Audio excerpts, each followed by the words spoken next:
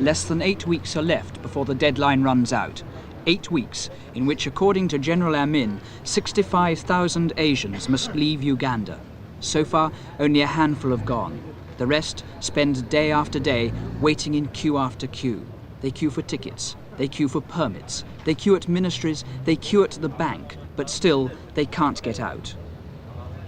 In Kampala, the Asians are dazed and frustrated. The new threat that if they fail to leave before the deadline, they'll be sent into concentration camps run by the army turns anxiety into fear.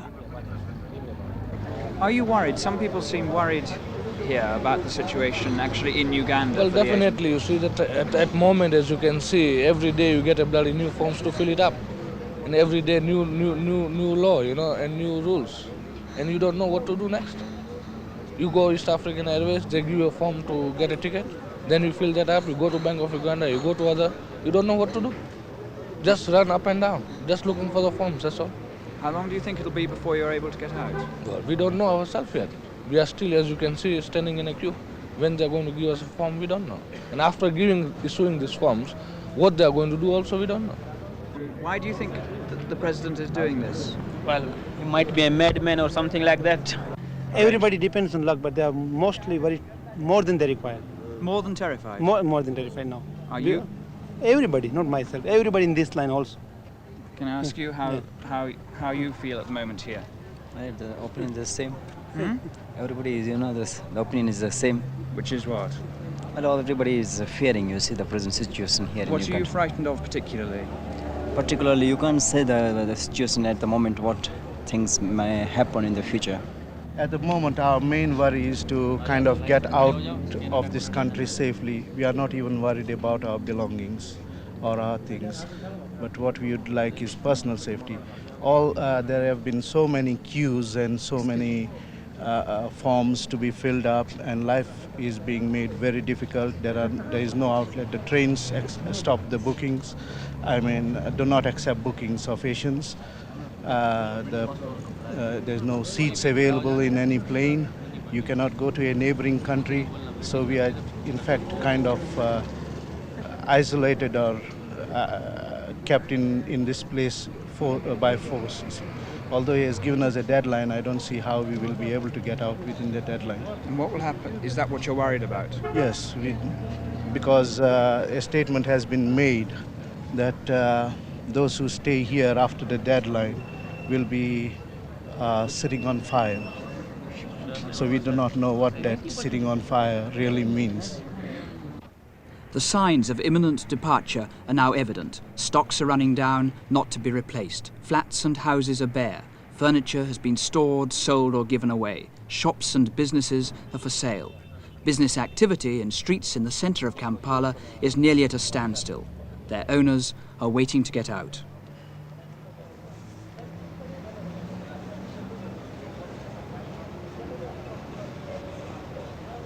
The Asians live on rumour and in fear. The government radio tells them that they're enemies of Uganda and that the security forces are watching them.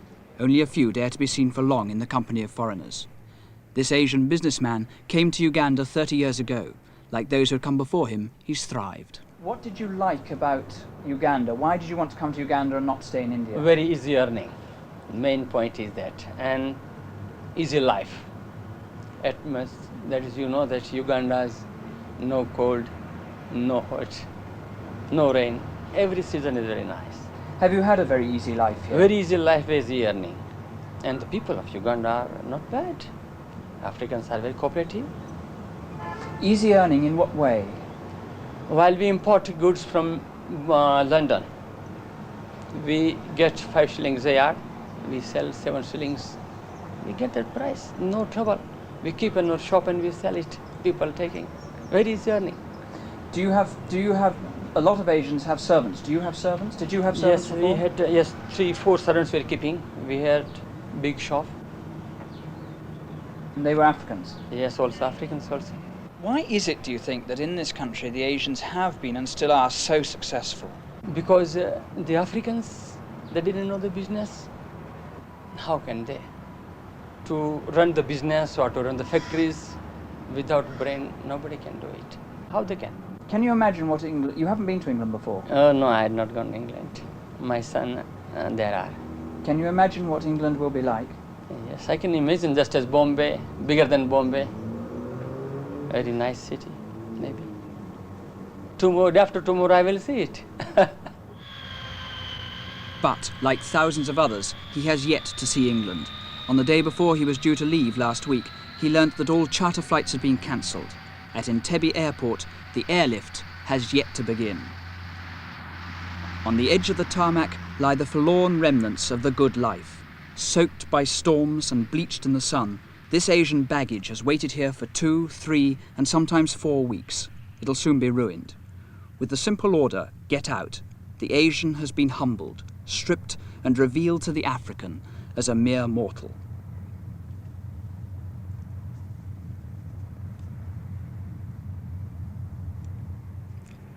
Until now, the Asian community, 80,000 out of a population of 10 million, has controlled Uganda's economy.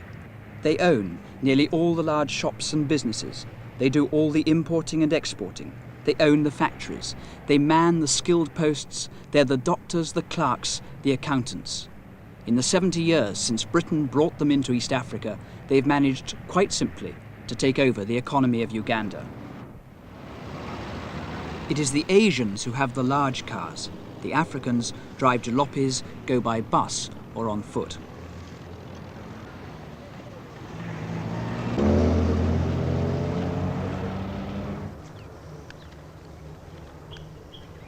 The Asian elite live Western, sophisticated lives. They enjoy the recreation of the affluent. They earn 5, 10, 20,000 pounds a year. They reside in expensive houses and retain a cluster of servants.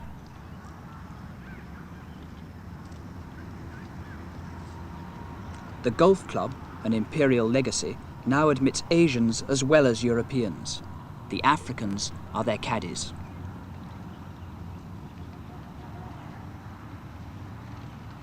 It is a role to which the African has long been accustomed, but it's now an African who's bringing the serene progress of the Asian lives to an abrupt end. The rich Asians, if they have British passports, are waiting to be hustled out along with the rest. If the Africans rejoice, they do so in private.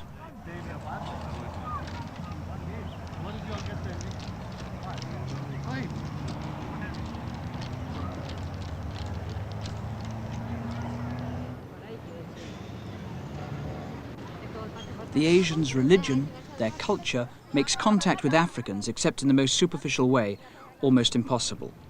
Amin is obsessed by Asian exclusivity. Africans and Asians live in two different worlds. But now, the government is openly trying to stir up latent resentment against the Asians. Amin deeply resents the fact that Asians won't marry Africans, the fact that they remain a race apart.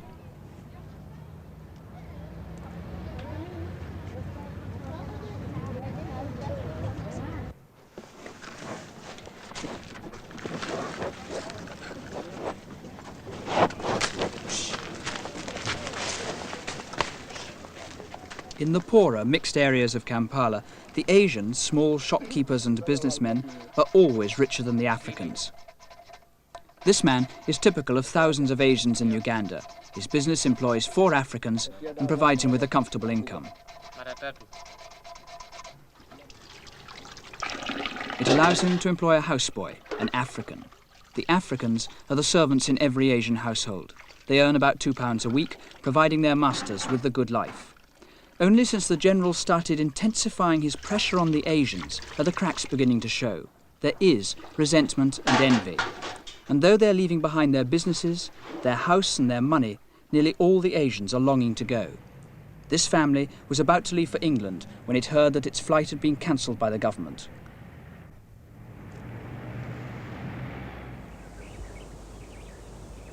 As the head of the family was frightened to speak openly in front of Africans for fear of informers, we were forced to go to the outskirts of Kampala to talk.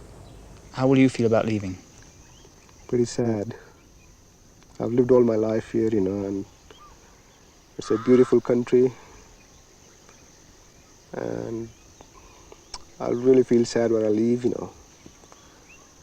Because I used to think it's my own country, at one time, because I'm born here. Now? Well, now I don't have any feelings for it, because most of my kinsmen aren't being treated, in the right way, They're being treated in a very inhuman way, I should say. And we've been asked to quit the country in 90 days, But the problems the Uganda government is sort of giving us are really bad, Tell me, why are the Asian people here now so frightened that you meet? Probably they think that there's going to be some kind of a coup or a war or something, pretty soon. And if something happens to the president one of these days, maybe the army will blame the Asians, and they think that the Asians will be the first one to get slaughtered. Are they frightened of the army particularly? Yeah. Why the army so much? Well, for the last few years that the army has been in power, it has been really, really hostile and wild, Every time there's something, they just come out of the barracks, raid houses, harass people, just beat them up, things like these. Do you understand why he told the Asians they had to get out? Probably because he thinks that they've been taking a lot of money out of the country, and he thinks mostly the Africans are out of business, because of the Asians here in Uganda, which I don't think is true. Frankly speaking, the Africans have never worked all that hard to attain this standard, What do you think of the Africans here? They're okay, they're not too bad, but some of them, some of them are really, really nasty. In what Frankly way? speaking. Really nasty. They don't have any respect, for us Asians, They can just talk to us like, they're talking to their houseboy or somebody, and abuse people on the roadside and this and that. Are you aware of characteristics that are different in the personalities of yourself compared with an African or contrasted with an African? In a lot of ways, yeah. What kind of ways? Yeah, like, I would only sort of I would spend, under my budget. Whereas I've seen some Africans, my good friends, some of my good African friends, so they make 1,000 shillings a month. But by the 15th of the month, they would have spent all their money and then come and borrow money from me, for the rest of the month, What do you think of that? I think that's quite bad, actually. I mean, they should always try to control their expenses, I mean, I have never been a rich man all my life. When my dad died, I was only left 300 shillings in the bank, But I started with those 300 shillings and I worked my way through, And I've always sort of kept one thing in mind, that I must spend under my budget.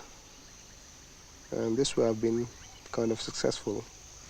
What are the qualities, do you think, that the Asians will be bringing to Britain? I mean, what do you think are the most important qualities they've got?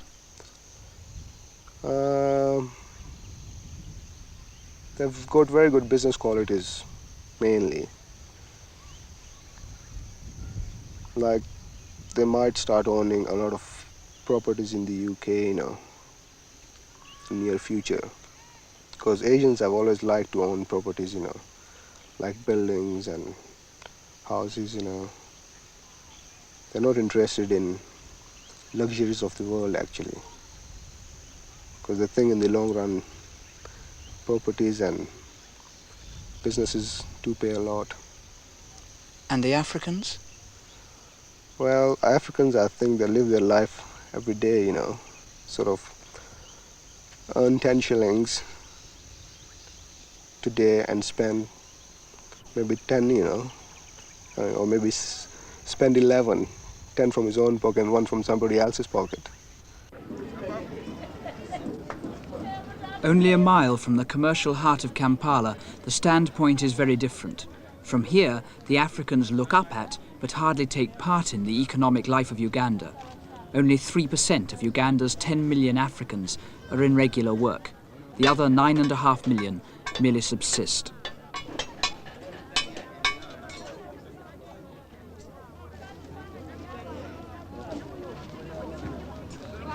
For the moment, the economic war, the political crisis that hangs over their country, leaves them untouched.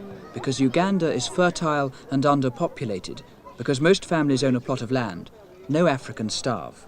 But they hardly prosper. Even the Africans in regular work earn a bare £8 or £10 a month. The lowest paid Asians earn 3 or 4 times that. It's hardly surprising that some of them are now responding to the propaganda of the government radio.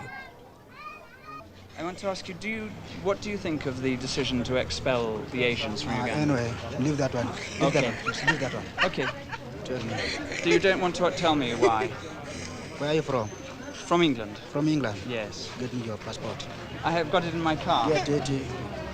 Get it. I can't get it now because I'm walking around the streets talking to people. No. Hello? Are you unhappy? Stop that one. Stop that one. Why do we have to stop? Don't take anything. Why? So can you explain why? No. Yes, I'm going to explain. Please. You remove this one from me. Yes, remove okay, it. I'll move it there. Yeah. Can you explain? Yes. I will be very pleased to see your boat passport. We've got passports. Yeah, We have to have passports. Anyway, when did you enter here? We entered here about a week ago. Huh? About a week ago. About a week ago. Now. Can I talk to you, please? That is none of my business. It is none of your business. I see. You go with him first. I'm just telling you the truth. Okay. I would like to see the passport. Are you an official? Anyway, don't ask me about that one. Tell me, what do you think about the fact that the British Asians are leaving? Actually, that's a bit difficult question for me. You mean my attitude Yes. about Yes, your going? attitude. Yeah. Anyway, it's good. It's good for them to go. Why? They have sacked us enough. Will you be taking over their businesses? Yes, according to the government's help. What do you think about the Asians? I want them to go. You want them to go? Oh, yes. Why is that? They kicked us. What do you think of President Amin's decision to ask the British Asians, to tell the British Asians to leave Uganda? I don't think I would have any comment about that. Why? Well, I just don't feel free to say anything about it. Do you think it is right that the Asians should go? What should I say? Well, it all depends. On what? On what the president feels about it. What do you think? The same thing. I don't want a photo, please. Same thing. Okay. Does it want, I like Asians. What? I like them. You like Asians? Yeah. Are you sorry they're going? Yeah, I'm sorry, because I like them. They can give us money in this market here. We are carrying for them baskets, you know? And they're giving us 5 shillings. That's why I like them. What do you think about the Asians leaving Uganda? And they should go. They should go. Yeah. Uganda's only daily newspaper, the Argus, is dedicated to the support of General Amin. It offers no criticism of the military dictatorship it fears to offend.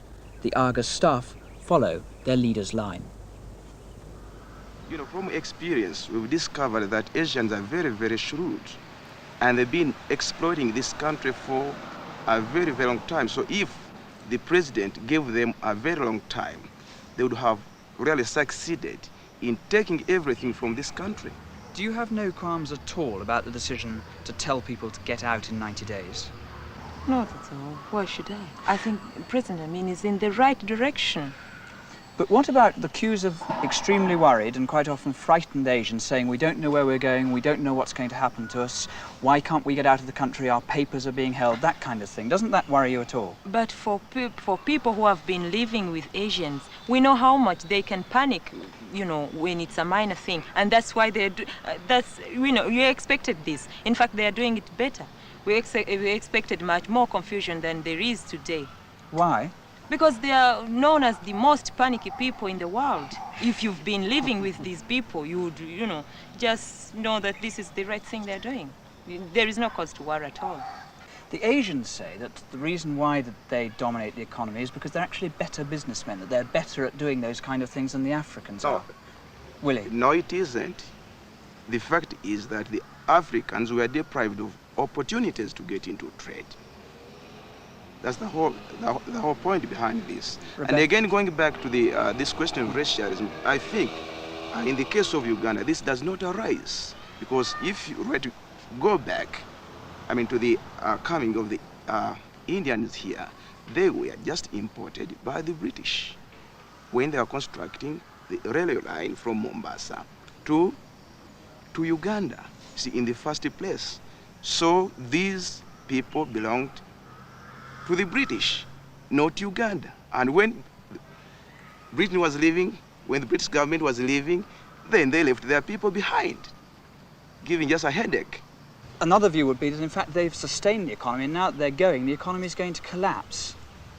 You know, it will collapse for a short time, but I'm sure after the teething troubles, then the economy will come up. The Asians were gaining much from us. And you said earlier that, you know, the economy would collapse. Yeah, it will, maybe, for some time. But we are going to build up. We are ready to work hard for the country. We're not just going to sit behind and relax, leave nature take its own course. Uganda's fragile economy is verging on collapse. If the whole business and commercial edifice of Kampala is not to crumble with the Asian exodus, if Amin is to win the economic war, then he'll need money and men. Otherwise machinery will run down, offices and shops will close, prices will rise, and thousands of Africans will find themselves without work. At the moment, even if the men are there, with £30 million of aid suspended, the money is not. It is no wonder that the Asians tremble. When the army speaks, Uganda listens.